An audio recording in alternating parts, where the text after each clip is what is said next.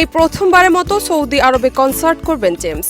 আগামী 22 November Saudi সরকারের আমন্ত্রণে রাজধানী রিয়াদে যাচ্ছেন। সেখানে একটি কনসার্টের আয়োজন করবে জেমস ভক্তরা। বিষয়টি সাংবাদিকদের নিশ্চিত করেছেন নগর বাউল ব্যান্ডের ব্যবস্থাপক রুবাইত ঠাকুর। ওয়ালটনের পণ্য কিনে জিতে নিতে পারেন নগদ 20 লক্ষ টাকা। Double million offer! Walton fridge কিনে পেতে পারেন 20 লক্ষ টাকা। রয়েছে কোটি কোটি টাকার নিশ্চিত উপহার। এ বিষয়ে ঠাকুর বলেন, 22 নভেম্বর সৌদি সরকারের আমন্ত্রণে রিয়াদে যাচ্ছেন নগর বাউল। সেখানে একটি অনুষ্ঠানে গান গাইবেন জেমস। এর আগে বিশ্বের বিভিন্ন দেশে কনসার্ট করলেও সৌদিতে এটি তার প্রথম সফর। এখানে দর্শকরা বিনামূল্যে গান শোনাতে পারবেন। কনসার্ট করতে আগামী 20 নভেম্বর দেশ ছাড়বে দলটি। এছাড়াও জানা যায় 22 নভেম্বর রিয়াদের আল সুয়েদি পার্কে গান শোনাবেন নগর বাউল। আয়োজনটির নাম রাখা হয়েছে বাংলাদেশ কালচার। এটি সৌদি সরকারের আয়োজন রিয়াদ সিজনের অংশ।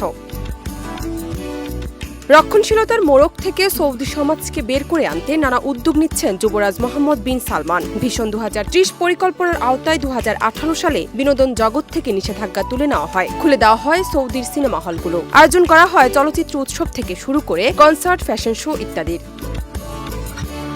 এরই ধারাবাহিকতায় আরেকটি উদ্যোগ রিয়াদ সিজন। সৌদির মিনিস্ট্রি অব মিডিয়ার আমন্ত্রণে এবারে রিয়াদ সিজনে অংশ নিচ্ছে 9টি দেশ। এর মধ্যে আছে দক্ষিণ এশিয়ার 3 দেশ, বাংলাদেশ, ভারত ও পাকিস্তান। জান্নাত নিপু, দেশ রূপান্তর।